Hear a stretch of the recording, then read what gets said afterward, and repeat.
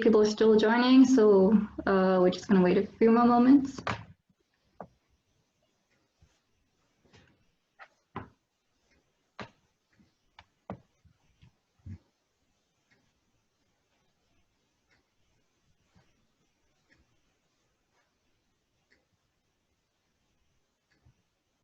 Okay, I'll start now. So there has been a slight change of plans because our first speaker, James Dome, unfortunately, he is sick, so he will not be presenting today. However, Gary Armstrong has kindly agreed to fill in, so there will still be an introductory presentation on cargo bikes today.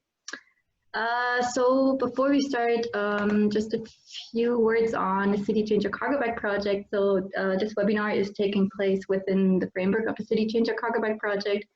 And we're a team of 22 partners really from all over Europe. So for example, we, the European Cyclist Federation from Brussels, we're also part of that team, and the project really brings together a team of 22 partners, including cities, industries, NGOs, and research institutions, and together we all work towards the common goal of fully exploiting the potential of cargo bikes. So you can see all of us here on this map, and as you can see, we're really scattered all over Europe. And I would also like to invite you to have a look at our website, which is called cyclogistics.eu, and there you will find a lot of publications, news items, and a lot of information about cargo bikes for cities, individuals, and really for almost any target group. We also invite you to follow us on social media, so you can find us on Facebook, Twitter, Instagram, as well as YouTube. So on any channel, just type in @cyclogistics, and you will be able to find us there. Before we delve right in, I would just like to ask you that if you do have any questions during the webinar, that you put them in the Q&A box. And then between the webinars, we'll do our best to answer them. And that's it from my side. And I now hand over to Gary Armstrong from the European Cyclogistics Federation, who will start off with a presentation called Introduction to Cargo Bikes.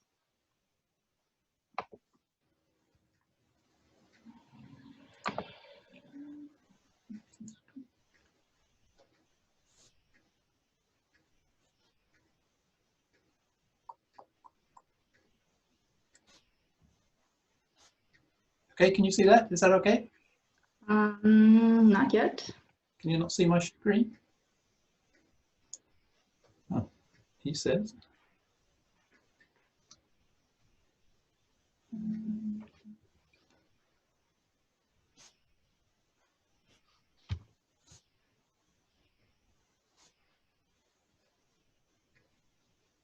I assume you have clicked on the green share screen button. Yeah. All right, okay, got you now.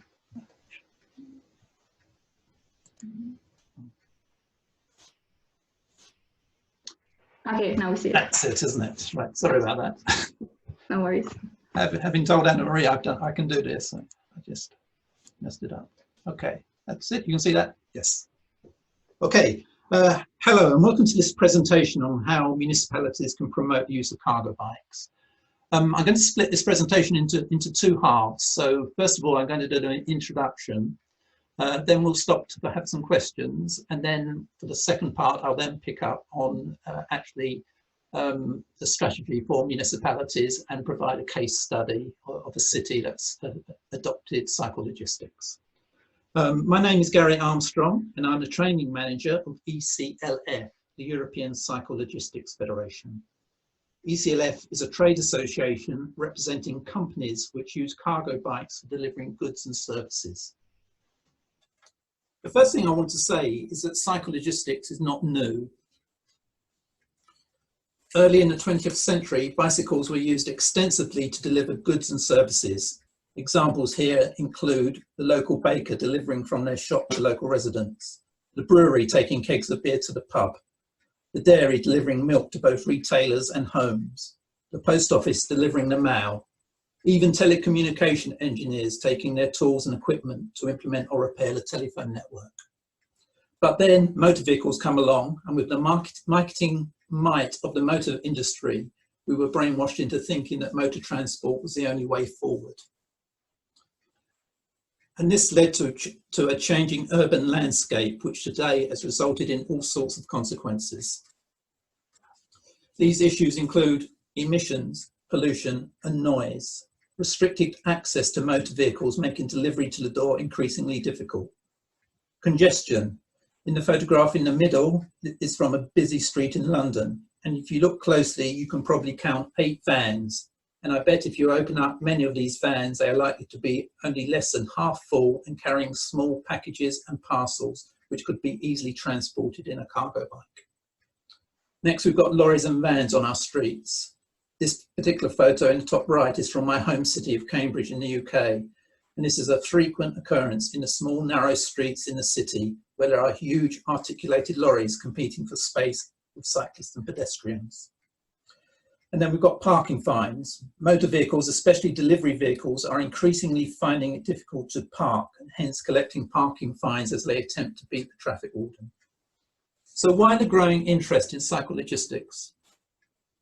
This is an interesting graphic as it encapsulates why there is a growing interest. Looking at the demand side, citizens and local authorities are becoming more environmentally aware about the issues involved in pollution, noise and congestion in our cities. At the same time, we are seeing a move away from traditional retailing to e-commerce and app-based services. And this is attracting new clients with demanding expectations of more choice, reliable delivery windows and more flexible services. So all of this is resulting in more but smaller parcels which need to be delivered. Then looking at the supply side, there are now sustainability conscious decision makers in the public and private sectors demanding changes, which is resulting in new responses to air quality, noise and congestion. As a result, partnerships are being formed between interested parties, which in turn is resulting in innovative solutions such as micro-consolidation centres, low emission zones in city streets and delivery time restrictions. At the same time, there is a rising cycling culture and new cycling infrastructure being implemented in our cities. These initiatives all point to the cargo bike being one of the answers to delivering goods into city centres. There has been some interesting research undertaken in the previous psychologistics projects, which highlight the potential of cargo bikes. In European cities, every second motorised trip associated with the transport of goods and services, this includes both private and business use, could be shifted from motor vehicles to bicycles, cargo bikes or cargo trikes. In the specific area of delivery, every third trip associated with the transport of goods could be shifted from motor vehicles to cargo bikes. That is, 33% of urban deliveries could be undertaken by cargo bike. So let's take a look at who uses cargo bikes. Cargo bikes are used in a variety of different areas, including delivery and courier services, businesses delivering their own products, craftsmen, people such as plumbers, electricians and decorators, municipalities and local authorities. They can be used for mobile street vending, and finally private logistics and families. So I'm now going to take a closer look at each of these areas with some examples. One of the largest uses of cargo bikes in the commercial sector is delivery companies. Examples here include, firstly, Zedify, the UK-based psychologistics operator which uses cargo bikes for deliveries in 9 cities in England and Scotland. They have a fleet of over 90 cargo bikes and trikes across their various locations, doing last mile deliveries for both traditional logistics companies, e-commerce companies and local businesses. Next, we have Feets Couriers. This is an interesting cooperative made up of 15 separate psychologistics operators providing delivery services to over 40 cities across the Netherlands. They can also provide intercity deliveries between city hubs using environmentally friendly vehicles. And then at the bottom, even the big logistics operators such as DHL, Federal Express, UPS are adopting cargo bikes for deliveries in congested cities. When DHL first introduced cargo bikes in Amsterdam, they were able to replace 33 vans with cargo bikes, resulting in a 27% reduction in emissions and over a €430,000 saving in operational costs.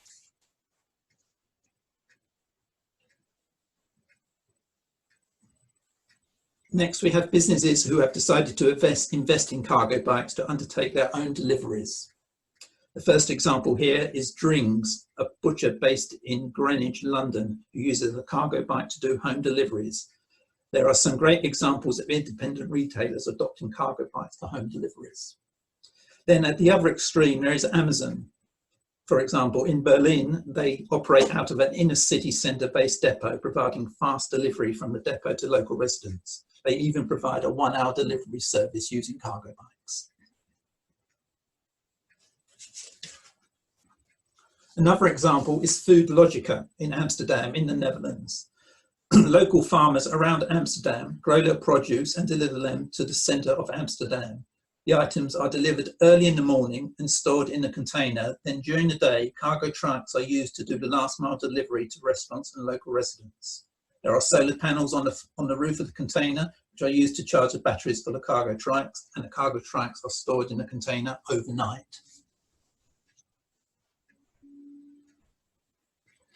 Next, we have some great examples of tradespeople using cargo bikes and trailers to operate their businesses. Top left is a cycle plumber operating in central Paris. Top middle is Pascal, the window cleaner who operates in Vienna, Austria. Top right is a painter and decorator in Nijmegen in the Netherlands. Bottom left is a mobile bike repairman who also operates in Paris. And finally, bottom right is my personal favourite, Cambridge Environmental Services, a pest control company based in my home city of Cambridge in the UK, which uses both cargo bikes and trailers to do their work in and around the city. Municipalities and local authorities are increasingly using cargo bikes for delivering services to residents and businesses in their locations. Examples here include street cleaning in Graz in Austria, park maintenance in a borough of London, trade waste collection in Hereford in the UK. Here, clean waste, for example, packaging and cardboard generated by independent shops is collected by cargo truck. And then we've got cargo bikes for hire for use by businesses and residents in a number of cities in Switzerland. The mobile library in Strasbourg in France, and mobile information points using cargo bikes in Edinburgh in Scotland. Mobile street vending is increasingly being performed using cargo bikes. Examples here include Juice on Wheels operating in the beach resorts in Spain, the beer bike dispensing Carlsberg beer with a bike suitably branded. Coffee bike in Cambridge, UK. Here the operator rides a bike to the tourist location and then once set up in stationary mode has to pedal both to grind the coffee beans and also create pressure for the hot milk dispensing. And then we've got catering. The example here is Rita Drinks, a catering company based in Vienna who produces conference food at a central location, which is then transported to conference venues using a fleet of cargo bikes. The cargo bikes can be converted into mobile serving tables when they're at the venue. At a 2-day conference ECLF ran in Vienna a couple of years back, attended by over 400 participants, this company provided all the catering for the 2-day event, including refreshments on arrival and during the breaks, and also hot food at lunch time. In addition, they also provided all the catering for an evening party. This is a very impressive company.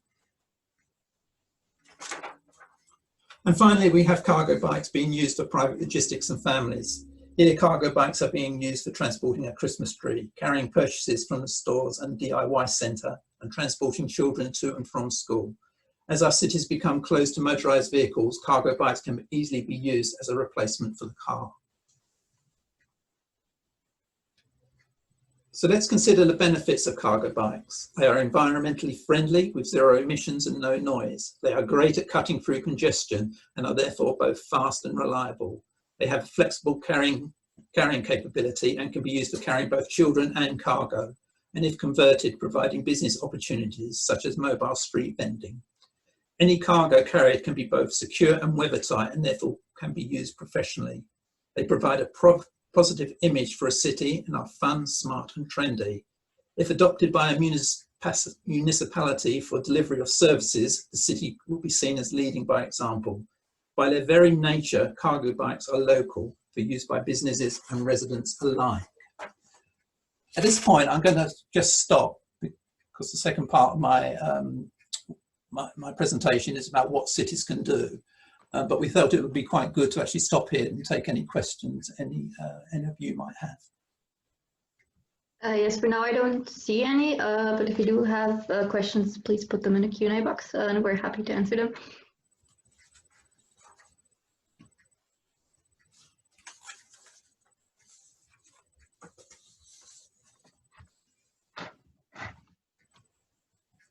Well, it seems there are none.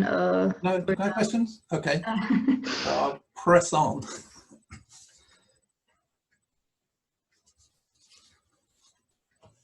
I now want to look at how municipalities can encourage the use of cargo bikes by outlining a 10-point strategy. This strategy is not fixed in stone and could be adapted for local needs, as some city may already have started to address some of the points highlighted. Strategy point 1, which is probably the most important, is to invest in cycling infrastructure. And we don't just mean white paint. It is important to stress that cycling infrastructure is for all cyclists, not just cargo bike users. In fact, it will be the ordinary people on bicycles which will use the cycling infrastructure the most. The aim being to normalise cycling, as this will encourage businesses and citizens using cargo bikes to use it. So what do we actually mean by cycling infrastructure? Examples include fully segregated cycle paths, which are dedicated for cycling and will not be used by motorists. Cycle parking for both ordinary bikes and cargo bikes. Priority at junctions. The good work involved in introducing dedicated cycle paths can easily be ruined by not providing priority at junctions or turnings. The building of specific infrastructure, for example, bridges and tunnels, which allow cyclists and cargo bike users to avoid using similar facilities provided to motorists. Strategy point 2, the municipality must lead by example. The municipality should look at their own internal operations and identify services which could be provided by cargo bikes. You will probably find that there are many services being provided which currently use a diesel van, and these operations are the ones which should be targeted first. Actual examples from around Europe include municipal park and garden maintenance in Plovdiv in Bulgaria, and street cleaning in Graz, Austria, and San Sebastian, Spain. Mobile library services provided by the city of Strasbourg in France. Distribution of internal and external mail around Cambridge City, UK, my hometown. In this example, cargo bikes are used to collect the mail from the local post office sorting office, which is transferred to the council post room for sorting. The post room staff then sort and post the cargo and cargo bikes are used to transfer both the external and internal mail around 7 locations around the city, and at the same time collect internal mail for return to the post room for distribution later in the day. Previously, this was being performed by 2 full-time employees and a diesel van. Earlier, I highlighted a number of other services which could be undertaken by cargo bike, including trade waste collection, cargo bike hire for businesses and residents, and mobile information points. Point 3, the introduction of regulatory measures favouring cycle logistics and general cycling. Examples include access restrictions for lorries and vans. In my city of Cambridge, UK, access to the city centre is closed to motor vehicles from 10 AM to 4 PM. This means delivery companies need to look at alternative means to make their deliveries.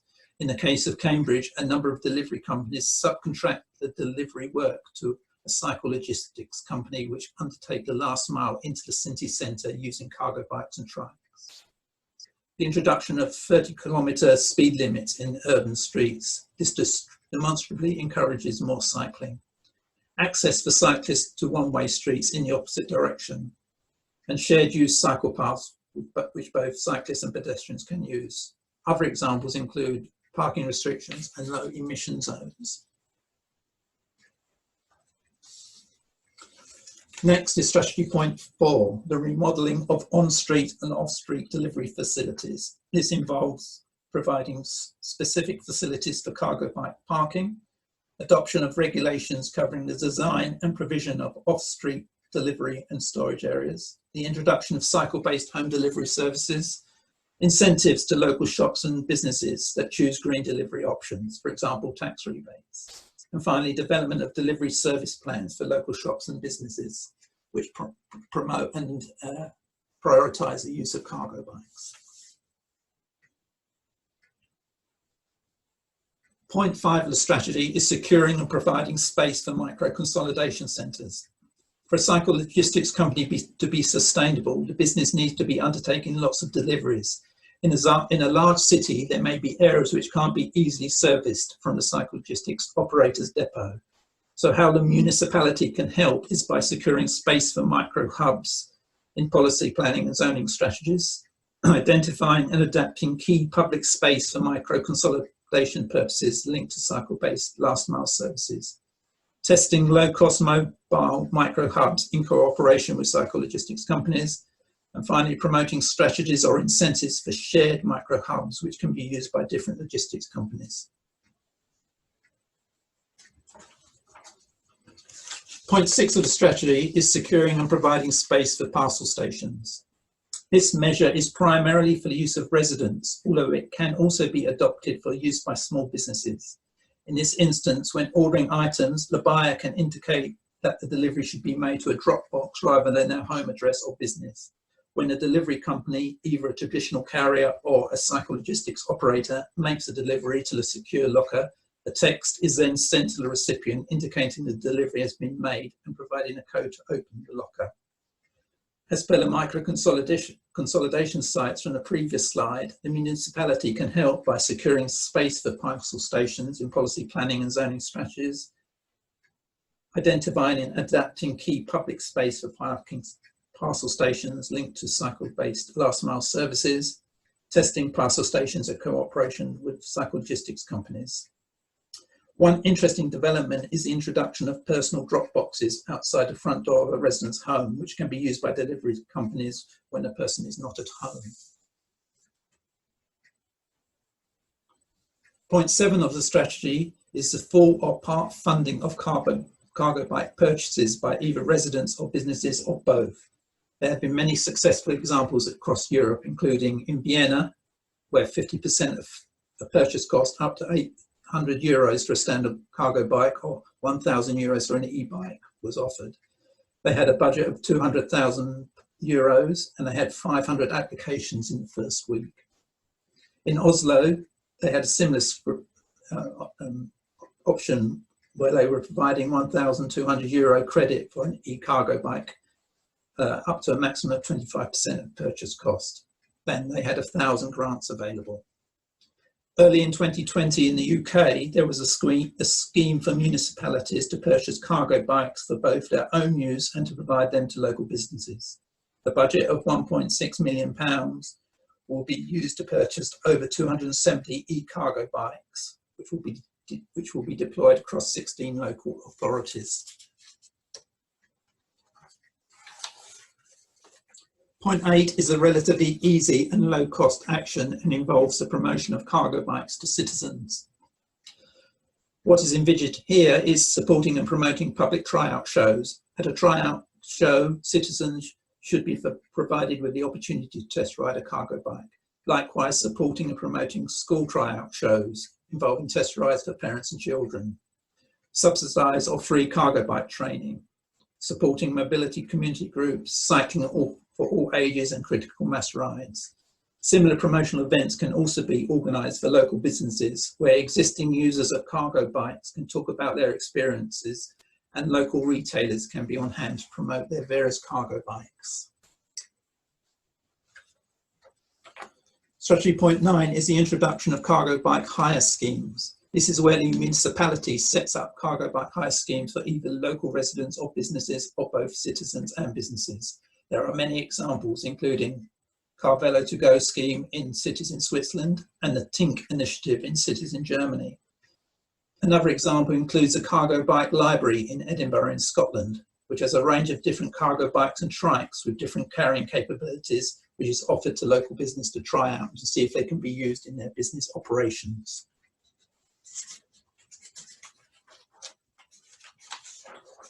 And finally, strategy point 10 is the preparation of cycle logistics friendly tenders. Municipalities frequently have to write tender documents to procure business services where they do not have the internal resources to provide the service. Typically, any tenders involving transport will normally be written assuming a van or lorry is the only solution. The tender might include questions such as price per mile to be charged or type of fuel the vehicle will be using, etc. These types of questions are not applicable to a cycle-based solution. Municipalities should actively be encouraged to split tenders into smaller areas, for example, those routes which could be serviced by cargo bikes and those where a van or lorry is more suitable. Likewise, respondents should be encouraged to submit joint supply solutions. From our experience, municipalities can be sceptical about whether a cargo bike can be actually used to undertake a certain task, but they should be prepared to run a pilot to prove the concept. And finally, don't be constrained by conventional thinking regarding tenders. Think outside the box, as they say. Okay, I'm now going to consider a city case study focusing on my hometown of Cambridge in the UK.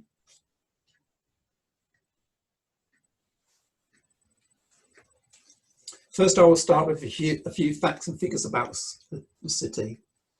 Cambridge is 60 kilometres north of London, with a population of around 130,000 plus 20,000 students, so a relatively small city.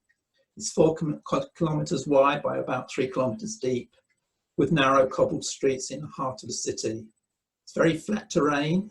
We're in Finland, so there's only a minor hillock and a few railway bridges that cause any cyclists any real problem going uphill.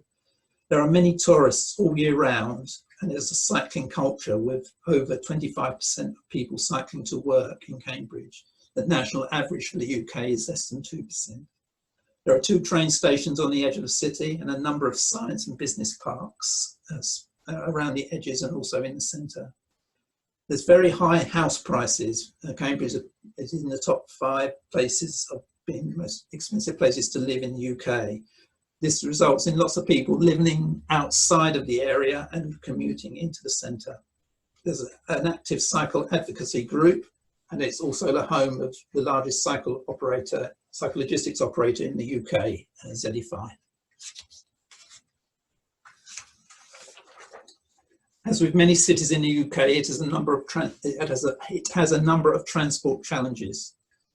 The area of Cambridge and South Cambridgeshire is set to grow significantly in the next 15 years, rising to a population of 338,000 by 2031. Trips per day on the transport network will increase by 25,000 per day by 2031. Without action, traffic in Cambridge will increase by over 30% in the morning peak. Traffic in surrounding area will increase by almost 40% in the morning peak. The time spent in congestion will more than double. The air pollution in and around the bus station is particularly bad. The city centre is closed to motorised vehicles between 10 AM and 4 PM each day. The area council, Cambridgeshire County Council, is responsible for transport and the road network, and they have been active introducing framework conditions which promote and encourage cycling in all its form, including the use of cargo bikes. Examples here include, in the left-hand photo is a segregated cycle route, and these are being introduced on all the feeder roads entering the city centre.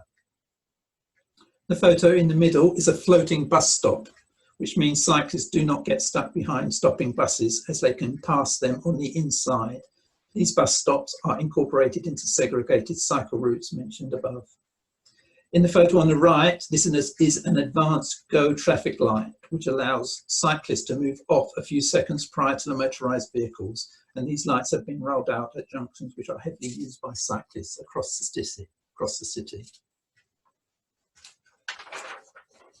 Here are another 3 examples. On the left is a 2-way access to one-way streets for cyclists. This has been successfully introduced along many one-way streets in and around Cambridge.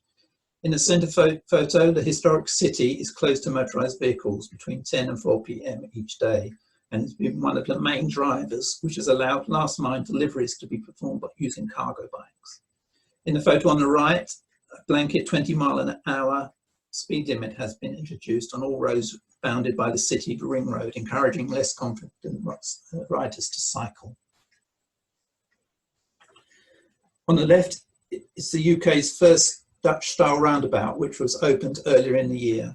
In the centre is the main railway station, which has a multi-storey cycle parking facility with parking places for 2,500 bikes and a dedicated space to park cargo bikes.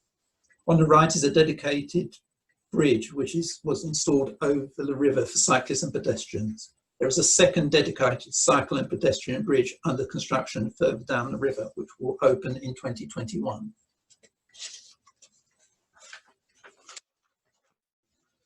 The final three examples here include, on the left, the Cambridgeshire guided busway, which stretches in two sections to over 15 miles and which has an adjacent 3-metre wide tarmac cycle path.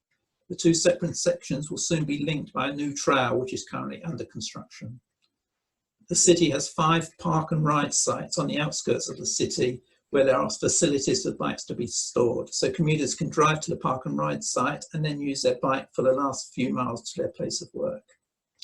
There is a partnership made up of key players, including local authorities, large employers, who develop and monitor a transport plan which includes cycling recommendations. In the plan for the city, there are future initiatives and projects, including the development of a network of 12 segregated cycle routes linking the surrounding necklace villages to Cambridge city centre. In the south of the city is Addenbrooke's Hospital, a large hospital site which is being developed into a biomedical campus where the workforce is expected to rise to 25,000 people from 10,000 people who currently work on site. To support the expansion of the Addenbrooke's Hospital site, a further mainline train station is to be built on the edge of the site with cycling infrastructure implemented to provide easy access. And then when we have the Chisholm Trail, is a route which will join the two sections of the busway, which I mentioned earlier, and will provide a super cycling highway into the city centre for both cyclists and cargo bike users.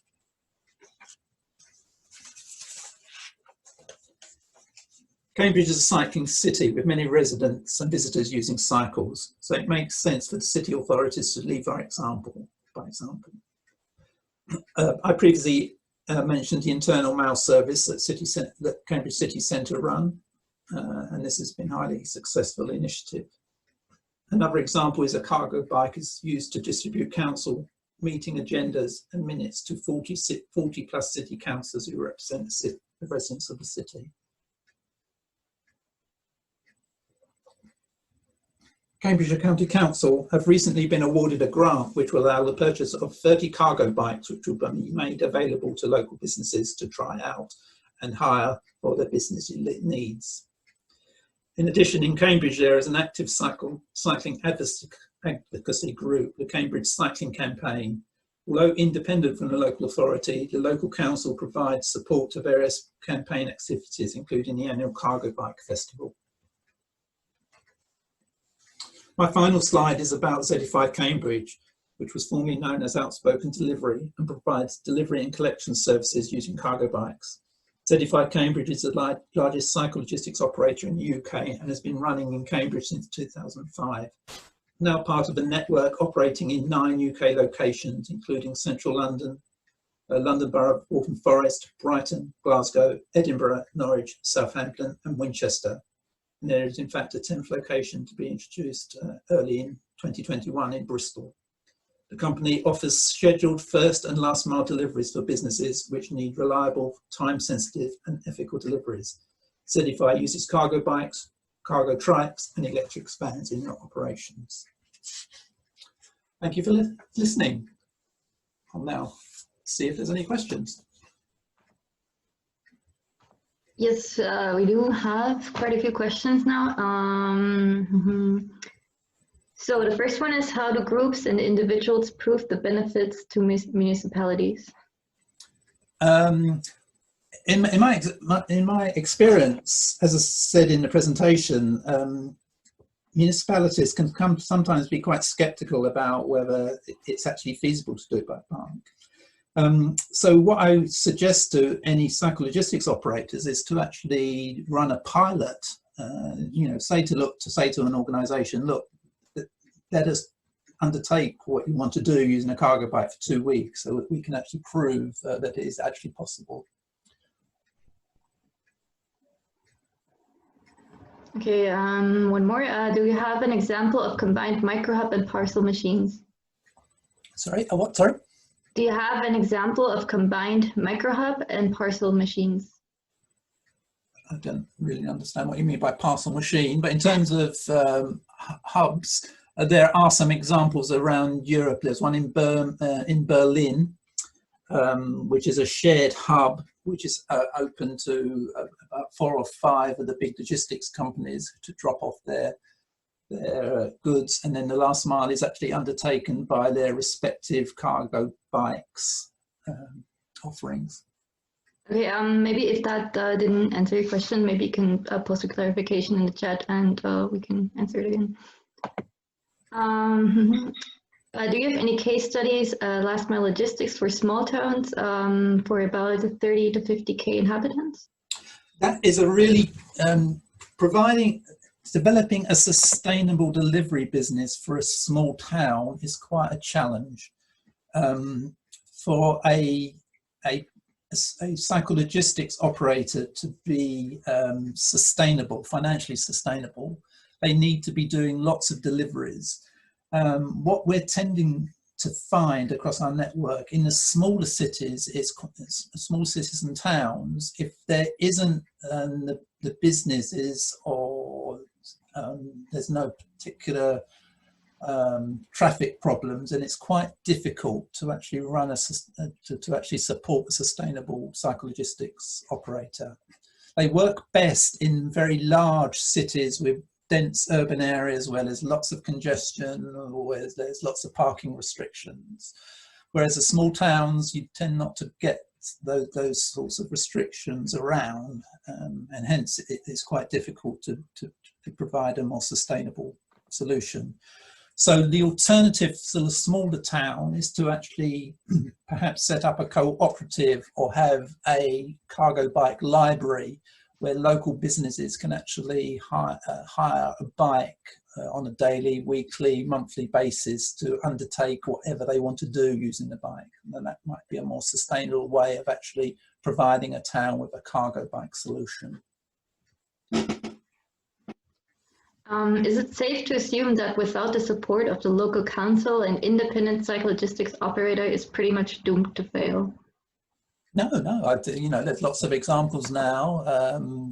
Zedify started off small and has now expanded. There are examples across Europe who are not, who are independent, are not dependent on local authorities for their income, although typically those local authorities that then start to use their facilities help make a sustainable business. How about rural areas? Can you indicate any examples of cargo bikes in rural areas? As I said, rural areas are a challenge. The managing director of one of the psychologistics operators in the UK says if you're being overtaken by a van, then the van's going to be more efficient than a bicycle. In a rural area, you've got large distances, and if you're riding large distances on a bike, then you're not going to be able to create a sustainable business. So a good example is, if you've got a package, and to do that delivery, excuse me. If you've got a package and you're earning €5 to do the delivery of that package, but it's taking you 30 minutes to do it, in 1 hour you're only generating 10 euros income.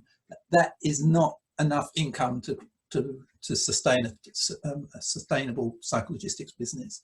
You need to be delivering sort of 10, 12 items per hour to create a sustainable business. So hence that's more difficult in a rural setting. Mm-hmm. One more question is, are there regulatory restrictions on the use of cargo bikes along the towpaths of canals? Where you can use a cargo bike varies from country to country. So in the UK, typical problem is actually getting onto the canal path. If a bicycle can go along a canal path, a cargo bike can go along a canal path. But as I said, different countries have different rules about where cargo bikes can and can't be used. So it's worth checking with your local authority. So one more, could you please give examples of consolidation centers and how do you convince CEPs to consolidate? There are some, the ZEFI in the UK operate a consolidation centre. There's one in Gothenburg. There's one in Berlin. The bigger psychologistics operators now, with multiple locations, are starting to develop consolidation centres. So, if that person drops me an email, I can point them in the right direction. Have you done cost-benefit studies to see how cargo bikes can integrate and benefit from cities from an environmental, economic, and social? I personally haven't, but there has been some academic work that has actually been done, which highlights that. And again, if that person wants to send me an email, I can probably point them in a direction where they might be able to get some details. Asian countries like India depend on non-motorized transport, but it's not organized or not given required importance. What is your input to improve the cycling infra for these countries? In a broad level, answers maybe. That would be quite tough because I've never operated in those areas, so I don't really know what the challenges will be. No, so I would only be guessing, so I don't think I can actually answer that question. So the question, it says parcel locker in Berlin, Komodo, they're not know any other examples in the EU? Yes, in the UK, Amazon have got lockers all over the place, and in the Netherlands, the picture that I showed earlier was from Vienna in Austria. The post office provide those parcel lockers. So there's quite a few examples across Europe. What is the maximum weight a cargo bike can carry safely for deliveries? Right. Okay. So typically, there are a lot, as you probably gathered from the examples I did right at the beginning. There's quite a range of different cargo bikes available: two-wheeled, three-wheeled, four-wheeled cargo bikes. On a two-wheeled cargo bike, typically the maximum weight capacity is around about 100-120 kilos. When you start getting up to a three-wheeled trike, one with a very big box, we're talking about 250 kilos. In the EU, cargo bikes trikes suffer from not being allowed to have more than 250 volt motors legally. Is there any change planned here? Yes, at the moment, the law says that if a cargo bike has a maximum of 250 watt motor, then they are legally classified as a bicycle and go anywhere a bicycle goes. You can get cargo bikes with much more powerful motors on, but then they will need to be type approved and will need to have some sort of licensing involved with them. There are some work going on at the moment to see what changes to legislation might be possible. Do you have any particular recommendations for cities in the US to deploy more cargo bikes? For package deliveries especially, there's a concern that the economics wouldn't pencil out, for example, would need to pay more staff. Yeah, okay. As I said, psychologistics works where there is a congestion problem, restricted access, air pollution issues.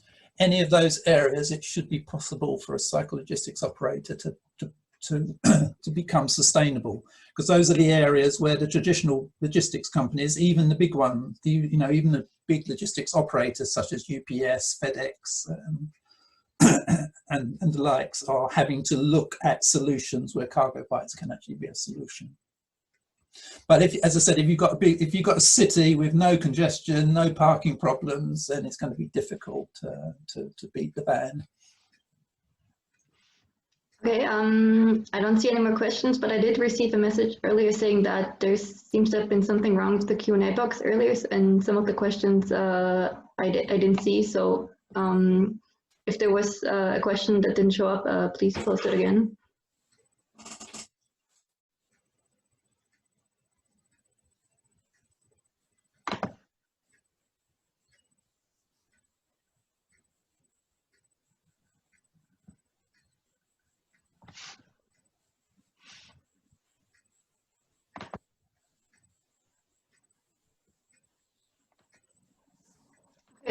It seems that we've answered everyone's question. Oh, no, there's one more. Oh, no, just a thank you. Okay. Well, as I say, if people have got any questions, don't hesitate to contact me. My email address is on the screen now. So if I don't know the answer, I can normally point you to someone that does. As Anna Marie's indicated, do take a look at the Psychologistics website because that contains a wealth of resources from not only the current project, but from the 2 previous projects as well. Yes, I'll put the link in the chat now.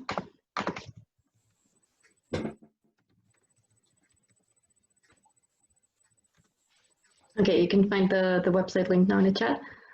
Yeah, thank you everyone very much for joining today. And if there are no more questions, I will close the webinar. But thanks again. Also, thank you to Gary for presenting. Okay, great. Good to speak to you. Okay, bye-bye. Thank you. Bye. Have a great day.